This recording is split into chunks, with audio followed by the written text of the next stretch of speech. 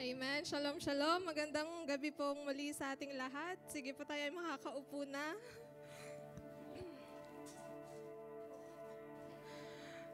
Amen. Praise God. Hindi ko alam kung bakit ganito ang feeling every time. Parang laging first time. Amen. Parang laging first time. Praise the Lord. Amen. Sige, pabatiin po muna natin ang ating mga katabi. Amen. So, batiin mo at tanungin mo kung kumusta siya. Kumusta siya? Kumusta ka? Amen. At ikaw naman bilang katabi, sagutin mo naman kung kumusta ka nga ba talaga. Amen. Praise God. Hallelujah. Amen. So it is by the grace of God, amen, na nakatayo ako sa inyong harapan. Amen. Talaga nga naman kung kailan ay merong assignment, saka madaming pressure. Amen. Left and right. Amen. Maraming pressure. Kung kailan may assignment, doon matagal si Karim. Amen. Pasensya na po ako'y late. Praise the Lord. Anyway, marami pong salamat sa lahat ng nagpagamit. Amen. Sa gabing ito, magmula sa ating worship ministry, sa nag-opening prayer, Sis Michelle. Hallelujah. Sa nag-tithes and offering, Sis Shirley. Amen. Sa nagbasa ng ating scripture, Sis Elimar. Amen. Salamat po sa inyong mga buhay at sa lahat pa ng magpapagamit hanggang mamaya. Amen. Of course, ang ating multimedia, nakangiti si Sis Jovel. Amen. Praise the Lord po sa buhay ng bawat isa. Amen. Sige po, bago po ako mag-start, let us pray. Hallelujah. Hallelujah. Thank you, Lord. Thank you, Jesus. Thank you, Holy Spirit. Thank you, Lord, for this night, for we believe, Panginoon, hallelujah, we will receive a great revelation, a great message, a great encouragement, Panginoon, ngayong gabi. And Lord, we are ready, hallelujah.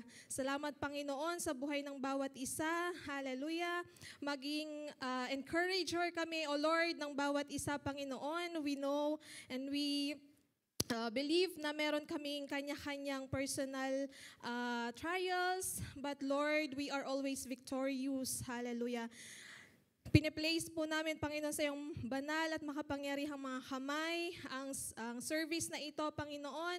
Let your word be preached. Let your name be glorified. Let Jesus alone be lifted up, Panginoon, sa gabing ito. Thank you, Father God. We love you. We adore you. And in your mighty name, this all we pray in Jesus' name. Amen and amen. Hallelujah. So, bilang mga Kristiyano, amen, it is essential daw, importante, amen, na maintindihan natin ang prinsipyo, ang principle ng sowing and reaping, amen, at sa lahat ng aspeto ng ating buhay, amen. At hindi lang basta maintindihan, hindi lang basta malaman, kundi of course, mai-apply natin sa ating buhay, amen. Bakit kaya, amen, bakit daw kailangan natin itong maintindihan? Kasi ito po ang mag-e-explain kung bakit ganito ang klase ng buhay or kung bakit ganito ang sitwasyon na meron tayo ngayon. And ito rin ang magde-determine kung ano ang magiging kinabukasan natin. Amen? Kasi nga, di ba, lagi nating sinasabi, kung ano ang itinanim mo, siya ang aanihin mo. Amen? Pero maaring meron tayong mga tanong kagaya ng, bakit kaya nagtatanim naman ako pero hindi ako umaani? Amen. Financially, bakit kaya nagtatanim naman ako at stable naman ang aking trabaho at maganda naman ang sahod ko, pero bakit hindi pa rin ako financially stable? Amen. Bakit nag-struggle pa rin ako financially? Amen. Bakit kaya hindi ako nagkakaroon ng financial freedom, amen? Baka hindi sa tamang soil, amen, mo itinanim yung seed mo, kaya hindi naging fruitful, amen? Or baka hindi ka talaga nagtanim, amen, in the first place. Some of us also may wonder, bakit kaya ang unending yung conflict sa family namin? Bakit hindi kami nagkakasundo? Bakit lagi na lang may misunderstanding? Bakit hindi magtagpo, amen, yung aming mga hindi magtagpo yung aming mga, ano ba? Yun na yun. Amen. Baka kasi hindi ka nagtatanim ng forgiveness, baka hindi ka nagtatanim ng love, ng joy, ng peace, ng patience, or career-wise. Amen. Minsan nagtataka tayo or meron siguro sa ating nag-iisip ng bakit kaya ilang years na ako sa trabaho ko, mga 8 years na, amen. Sounds familiar, amen. Siyempre, I can only speak for myself, amen. Mga 8 years na pero wala pa ring increment, wala pa ring promotion, amen. Baka hindi ka nagtatanim ng dedication sa trabaho mo, amen. Baka palagi kang late, baka you are always procrastinating at hindi mo tinatapos yung duties mo on time, amen. Baka hindi ka nag-upgrade ng skills mo, baka panay lang ang Facebook mo sa trabaho, amen. Alam, may tumatawa, sorry po. Or spiritually, some of us may think na, Lord, bakit hindi naman ako nakakawin ng souls? Bakit hanggang ngayon, dadalwa pa rin yung disciple ko? Amen? Baka hindi ka nagtatanim ng passion, hindi ka nagtatanim ng panalangin, ng effort. Amen? Or baka hindi mo sineseryoso yung 90 days challenge. Amen? Sa lahat ng mga 90 days challengers, dyan, sabihin natin, seryoso ako. Amen. However, kung sa mga sitwasyon naman na binanggit ko or sa mga personal na sitwasyon nyo, right seed naman yung tinatanim nyo, but still hindi pa rin tayo umaani ng good harvest, then most probably you are still in the season between sowing and reaping. Amen? And that is what we are going to talk about tonight with the title, The Waiting Season. Amen. Sabihin natin, The Waiting Season. Amen. Huwag po nating kalimutan ang season, amen. Let's not forget the season between the season of sowing and the season of harvesting. Ito po yung waiting season. Amen. Dahil sa season na ito, tunay na matetest yung faith natin, yung patience natin. Dito lalabas yung tunay na motibo natin. At dito matetest yung attitude, amen, at behavior natin bilang isang Kristiyano. Amen. Kasi when you are sowing, kapag nagtatanim ka pa lang, it's easy to show faith. Amen. Madaling ipakita na may faith ka kapag nandun ka pa lang sa pagtatanim. Kasi sa season na yan, you are still full of hope. Amen. You are full of vision. Excited ka sa magiging harvest mo. Amen. Although alam mo na hindi ka pa aani bukas, hindi mo paramdam yung pressure ng pag-aantay. Amen? But once you release the seed, amen, pag binitawan mo na yung seed mo, dyan pa lang mag-uumpisa yung testing mo. Amen? Kailangan natin itong mapagtagumpayan dahil kung hindi, baka sa halip na umani tayo, baka mamatay lang yung punong itinanim natin. Amen? Pagka hindi tayo nag-antay, parang yung itinanim natin ay binunot lang din natin. Amen? Sa season na ito, maraming naiinip, amen, kaya nagsasettle na lang for less, nagsasettle na lang sa less than God's plan. Amen? Sabihin natin, hindi ako yon.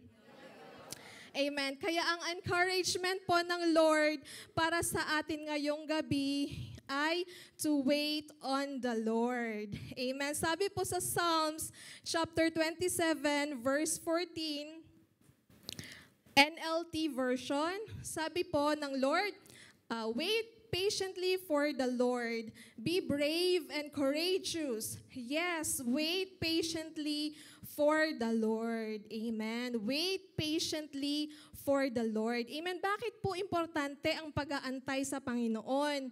Amen. Number 1, God's timing is the best timing. Amen.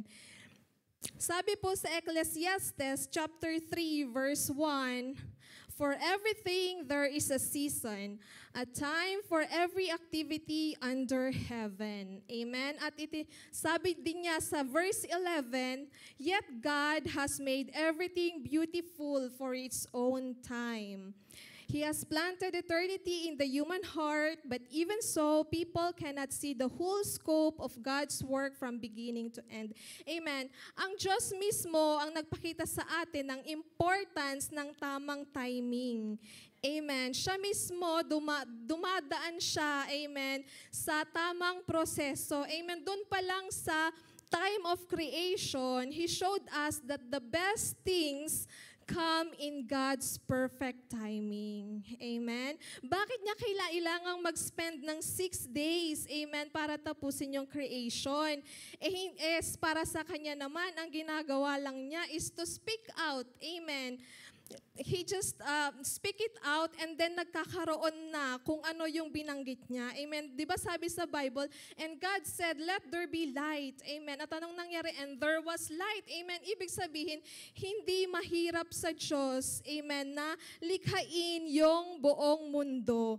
But then, amen, nag-antay ang Diyos ng 6 na araw para tapusin ang creation. Amen.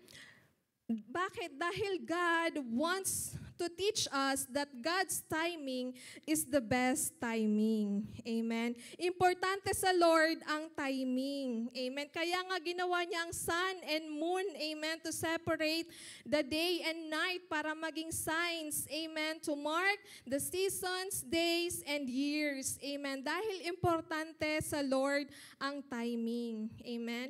Waiting in the Lord helps us recognize that God's timing is often different from our own. Amen. Minsan ang mahirap sa atin, binibigyan natin ng timeline ang Diyos. Tayo yung nagbibigay ng schedule sa Diyos na, Lord, kapag ganito, dapat ibigay mo na to. Kapag ka nagbigay ako, dapat ganito. Before ako mga ilangan, dapat nasa akin na. Amen. Ang dapat nating maintindihan that God will always provide for us, amen, at the time we need it, amen. Hindi masyadong maagap at hindi masyadong late ang Panginoon, amen. He has His perfect timing, amen. It teaches us to trust that His plans are better than our immediate desires or expectations, amen. Pangalawa, strengthens faith. Amen. Sabi sa Hebrews chapter 10 verse 23, let us hold tightly without wavering to the hope we affirm, for God can be trusted to keep His promise. Amen. Sabi sa ibang translation, for He who promised is faithful. Amen. Dito po natin makikita ang pagkakaiba ng pag nasa mundo ka pa at kapag ka na kay Jesus ka na. Amen. Sa standard ng mundo, masyadong impatient. Amen. Ayaw mag-antay. Walang pananampalataya. Amen. Bakit? Kasi wala silang ibang pinanghahawakan maliban sa sarili nilang desisyon at pangako ng tao. Amen. Pero pag tayo ay nasa Panginoon, waiting actually deepens our faith and reliance with God. Amen. It is an opportunity to develop patience and to learn to lean on Him, amen, not lean on our own understanding, amen, or efforts, amen. Pangatlo, promotes spiritual growth and builds character. Amen. Sa pag-aantay daw, patience in waiting can lead to personal and spiritual growth. Amen. In-encourage po tayo ng pag-aantay to reflect on our values, amen, our priorities, kung mahalaga ba ito sa buhay natin, amen, at relationship with God. Amen. Waiting often challenges us to develop virtues like perseverance. Amen. Humility. Amen. At self-control. Hallelujah. Amen. Huwag nagmamadali. Amen. Mag-antay ng galing sa Diyos. Amen. Sabi po sa Isaiah chapter 40 verse 31, but those who trust in the Lord will find new strength. They will soar high on wings like eagles. They will run and not grow weary. They will walk and not faint. Amen. Yan daw pala yung nagagawa ng pag-aantay sa Panginoon. Mas lalo tayong lumalakas. Amen. Nakakagain tayo ng bagong strength. Amen. At nagiging malakas daw tayo. Amen. Tatakbo tayo pero hindi tayo mapapagod. Amen. Lalakad tayo pero hindi tayo mag-faint. Amen. Ano pa po ang importance ng pag-aantay sa Diyos? It aligns us in God's plan and will. Amen. Ito ba talaga ang plano ng Diyos para sa atin? Amen. Nag-glorify ba ang Lord dito sa dinedesire natin? Amen. Waiting helps us ensure that our desires and actions aligns with God's will. Amen. Ito ay nag-a-avoid sa atin na gumawa ng mga hasty decisions na maaaring makapagpalayo sa atin sa Diyos. Amen. Makapagbigay ng harm sa atin. Amen. At ito daw yung makakapagpakita ng God's larger plan for us. Psalm chapter 37 verse 34. Put your hope in the Lord. Travel steadily along His path. He will honor you by giving you the land. You will see the wicked destroyed. Amen. I-place daw natin ang ating hope sa Panginoon lamang. Amen. At travel steadily along His path. Amen. Sa mundo po, maraming bagay na magkukos sa atin ng confusion, magkukos sa atin ng mga desires na hindi naman plano ng Lord para sa atin. Pero anong sinasabi ng Diyos? Let us align our plans in the will of God. Amen? At ano pa po, it deepens our relationship with God. Sa pag-aantay, amen, mas lalo tayong lumalalim sa Panginoon. Sabi po sa Psalm chapter 130 verses 5 to 6, I am counting on the Lord. Yes, I am counting on Him. I have put my hope in His word. I long for the Lord more than centuries long for the dawn. Yes, more than centuries long for the dawn. Amen. Yung centuries po, ito po yung in other translation ay watchman. Amen. Di ba alam po naman natin kung ano ang trabaho or anong duty ng watchman. Yung po yung nagbabantay, amen, sa gate ng isang fortified cities. Amen. Binabantayan niya kung merong susugod sa kanilang mga kalaban. Amen. So, ganun yung pagde-desire nitong psalmist sa Lord. Amen. Talagang focused siya, amen, sa pag-aantay sa Lord. Ang process daw po ng waiting, amen, can enrich our prayer life. Habang nag-aantay tayo, amen, it enriches our prayer life, our quiet time with the Lord, at ito ang nakakapag-lead sa atin para mas lumalim ang ating communication sa Panginoon. Amen. It encourages us to seek His guidance more earnestly and remain hopeful. Amen. So ayan, alam na natin kung ano daw yung mga importance ng pag-aantay sa Diyos. Now, what do we do in the waiting season? Amen. Kapag nag-aantay tayo, ano daw po yung kailangan nating gawin? When we say, wait in the Lord, hindi po ito, it doesn't mean to wait passively. Amen. Hindi lang tayo nag-aantay, doing nothing. Amen. In the waiting season, we have all the opportunity to prepare ourselves so we can be ready physically, mentally, spiritually. Amen. Kapag dumating na yung harvest time. Amen. Di ba alam naman po natin na ang pagtubo ng fruit ay dadaan talaga sa proseso. Amen. Napag-aralan na po natin yan sa science. Amen. Kapag itinanim mo daw yung buto, amen, magiging sprout daw muna yan. Magiging seedling, magkakaroon ng konting sprout, seedling, amen. Tapos magiging malaking halaman, magbabad muna siya, magkakaroon siya ng bulaklak, amen. At doon pa lang magkakaroon ng tawag dun sa maliit na prutas? Bungang maliit. Amen. At bubot, yon bubot. Ang galing talaga ni Ninang. Amen. Bubot at bago mahinog. Amen. Bago mahinog. So tayo, hindi tayo namimitas ng bubot. Amen. Ayaw natin yung hindi pa hinog. Amen. Siyempre, i-harvest natin kapag hinog na, kapag matamis na. Amen. Ayan.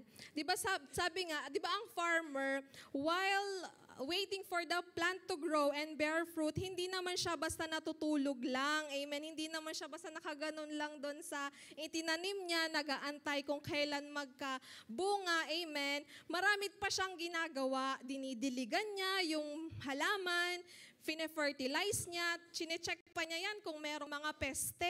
Amen. Para malagyan niya ng pesticide. Amen. Tapos, ano pang ginagawa niya? Inaalis niya pa, binubunot niya yung mga weeds, amen, or yung mga damo kasi inaagawan niya ng nutrients yung mga halaman niya. Amen. Nire-ready niya rin, amen, yung mga gagamitin niya sa harvest time, yung mga paglalagyan niya, kung mga ano ba yan, sako or kaing, amen. Nire-ready niya rin yung paglalagyan niya ng fruits, pati na rin yung storehouse niya. Amen. In essence, nire-ready niya yung sarili niya, amen, para hindi siya mabigla sa oras ng harvest, sa oras ng pag-aani. Amen.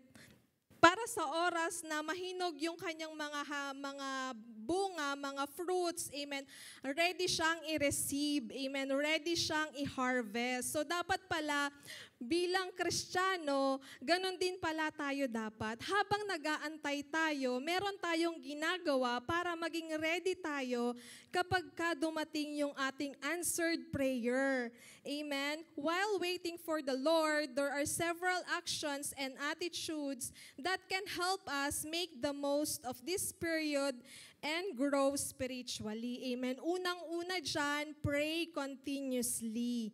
Amen. Sabi sa 1 Thessalonians 5:17 NLT, never stop praying. Amen. Kailan ka daw hihintong manalangin? Never. Amen. Walang hihinto sa pananalangin. Amen.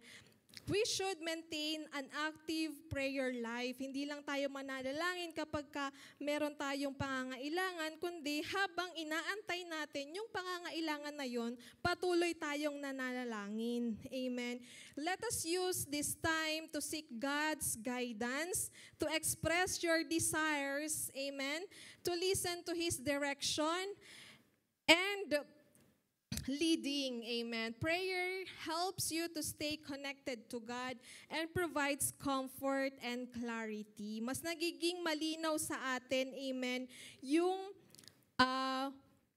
motive natin, mas nagiging malinaw yung sa atin kung yun ba talaga yung dinedesire ng puso natin. Amen. Kagaya ni Hannah, amen. Kilala niyo po ba si Hannah?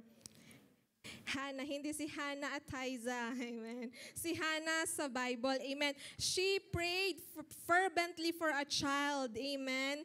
Patuloy siya, nanalangin siya, continuously, fervently, unceasingly, amen. Para bigyan, habang nag-aantay siya sa Lord, para bigyan siya ng child, amen. Kasi siya ay hindi magkaanak, amen.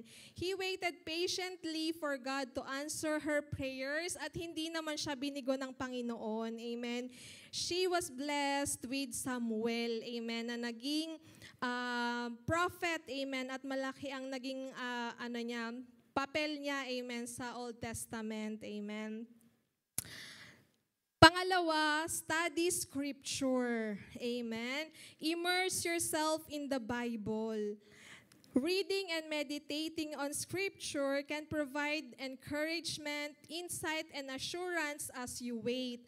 Amen. Habang nag-aantay tayo, para hindi tayo mainip. Amen. I mean, hindi tayo ma-fall, amen, sa mga temptation ng kaaway.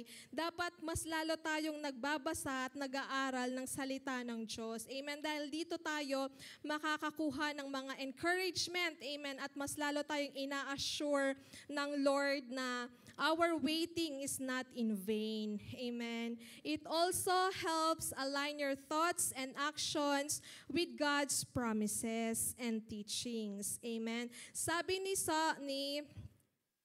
King David dito sa Psalm chapter 130 verse 5, I am counting on the Lord. Yes, I am counting on Him. I have put my hope in His Word. Amen. Kagaya ni King David, amen, kung mababasa natin yung story niya sa Old Testament, amen, hindi siya gumagawa ng anumang action hanggang hindi niya ma-receive muna yung instruction ng Lord. Amen. So, pwede natin siyang gawing an inspirasyon. Amen. Na every time we will make a decision, amen, or an action sa buhay natin, let us wait, amen, for God's guidance. Amen. Pangatlo, practice patience. Amen. Develop and exercise patience. Kailangan nating maintindihan na ang pag-aantay ay opportunity to trust in God's timing and plan. Amen?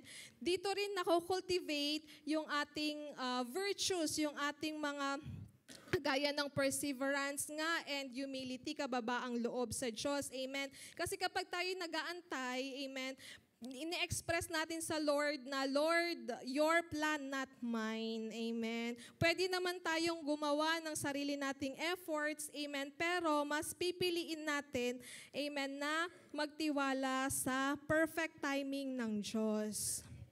Amen. Dapat nga po perfect na natin to. Mastered na natin dapat itong patience. Amen. Kasi sa buhay natin, our life is full of waiting. Amen. Araw-araw tayo ay nag-aantay, araw-araw na nag-aantay sa bus na sinasakyan natin, sa metro, nag-aantay ng sahod, nag-aantay ng tawag, nag-aantay ng result. Amen. Punong-puno ng pag-aantay ang buhay natin. Amen. Pero minsan, kung ano pa yung palagi nating ginagawa, doon pa tayo palagi ding nag-fail. Amen. Alam mo naman na darating yung bus sa ganitong oras, pero naiinis ka kasi nag-aantay ka. Amen. Alam mo naman na darating din yung metrong inaantay mo. Amen. Pero nagiging impatient ka. Amen. Alam mo naman na darating din ang katapusan at sasahod ka rin. Amen. Pero nagiging mainipin ka. Amen. Amen po ba? Amen. So,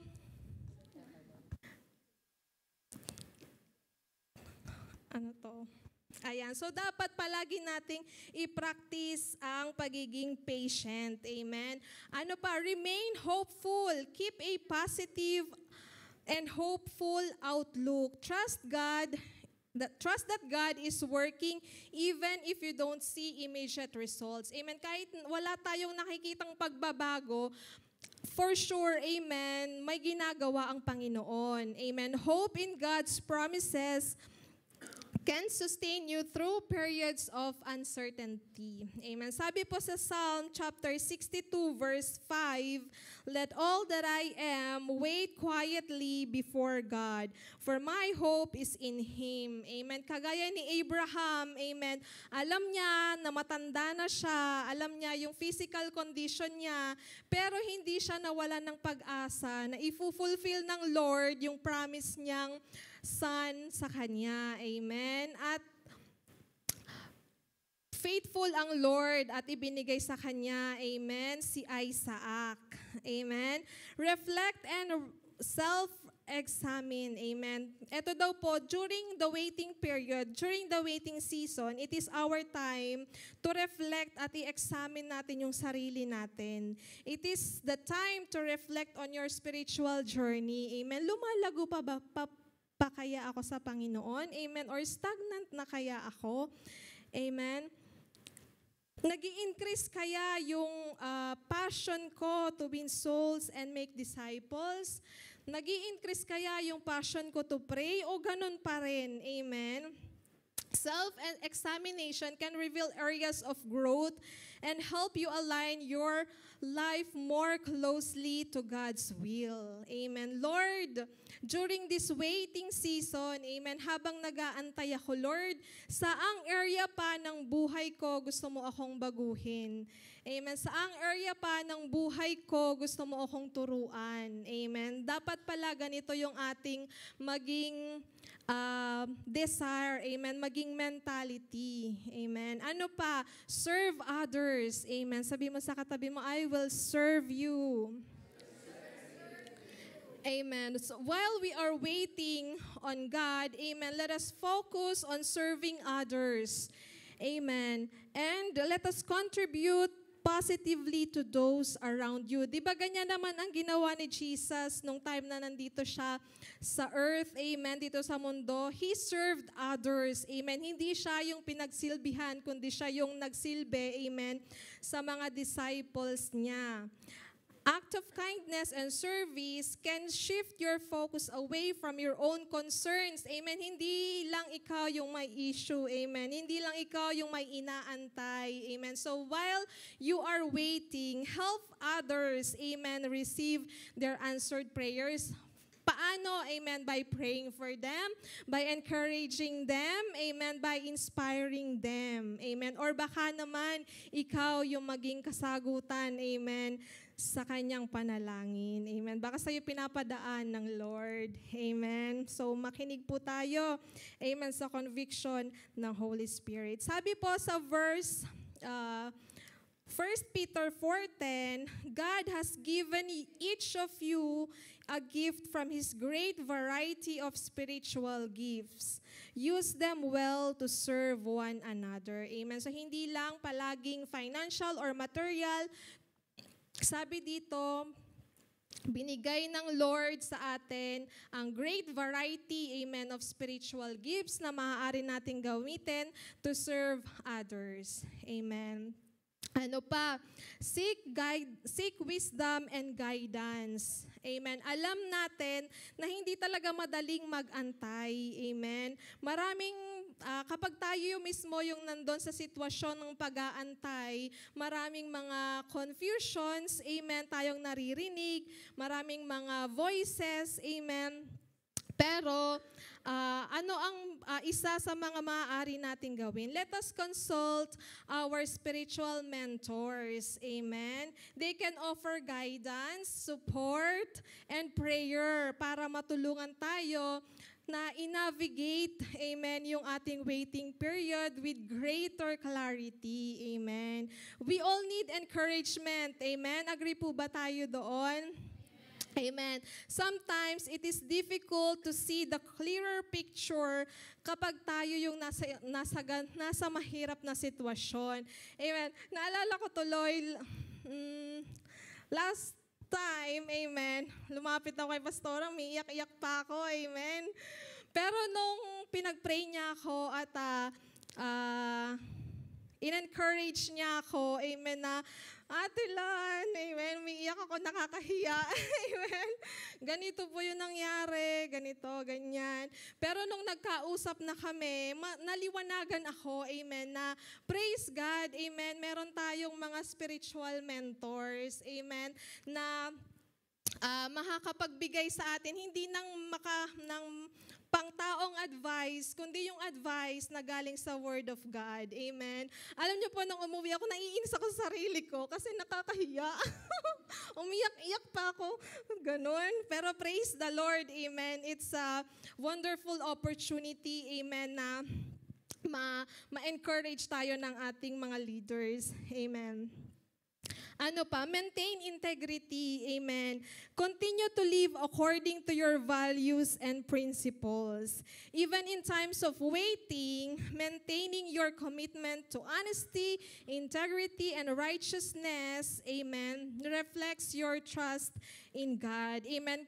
Naalala niyo po ba si Joseph the Dreamer? Amen. Kahit na ang sama na nung ginawa nung mga kapatid niya sa kanya, amen, hindi, mas pinili niyang maging righteous pa rin. Amen. At inayos niya yung sarili niya. Dumaan siya sa tamang proseso. Amen. Hanggang sa itinaas siya ng Panginoon. Amen. Psalm 37 verse 7, "Be still in the presence of the Lord and wait patiently for Him to act. Do not worry about evil people who prosper or fret about their wicked schemes." Amen. Kung nakikita natin na Lord, nagpa-prosper yung siya, hindi naman siya nagsiserve. Amen. Bakit ako tong laging pagod, laging puyat? Amen. 8 years na ako sa trabaho. Baka naman, Lord.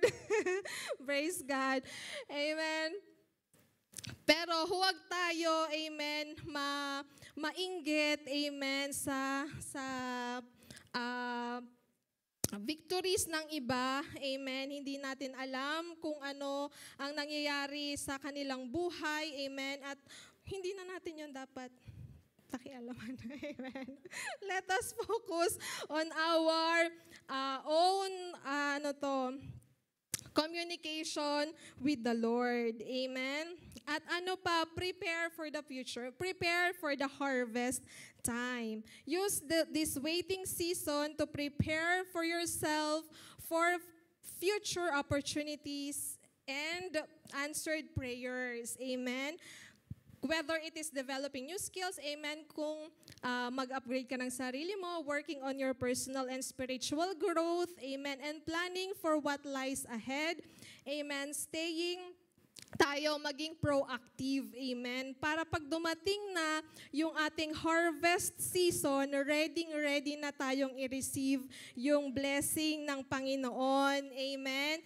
And also, ito yung mag-a-assure sa atin na kapag na-receive na natin yung answered prayer, amen, hindi tayo mapapalayo sa Diyos, amen. So by focusing on these actions, you can find purpose and growth in the waiting period, drawing closer to God and preparing yourself for what He has in store. Amen. So again, if you are still not yet harvesting, even though you already sowed the right seed, do not lose hope. Amen. Because most probably, amen, kaya hindi ka pa umaani, you are still in your waiting season. Amen. So, make the most out of it. Amen. Praise and glory to God. Yun lang po ang share ko sa gabing ito. Let us call on Pastoral Lani.